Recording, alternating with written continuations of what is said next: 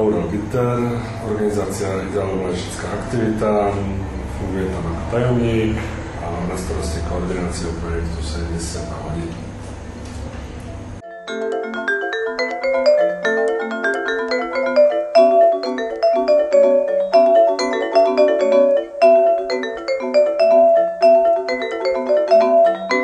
Dobrý projekt je taký, kde sa mladí ľudia dobre zabavia, niečo nové naučia a niečo prinesú aj pre ostatných.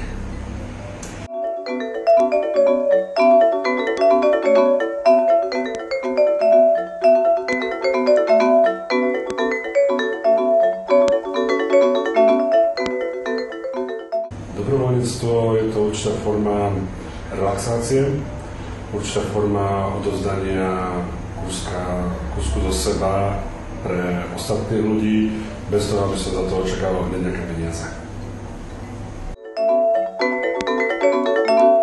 Tak ja už som v jednej akcii zakomponovaný. Je to podujatie spolu so Zväzom telesne postihnutej mládeže.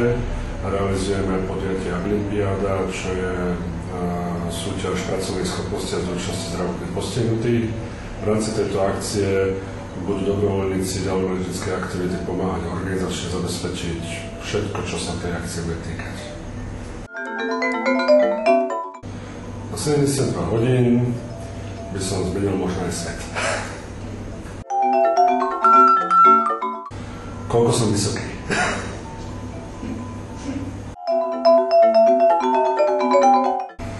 No, to je strašne veľa tých postavičiek je. Každý by ma určite hneď dal medzi dlhého, širokého a bystrozrakého. V mojom prípade určite by som dal toho dlhého. Ale naozaj, keď som na túto otázku uvažoval, tak som vždycky v nejakej postavičke možno nasiel aj kúsok seba. Zima.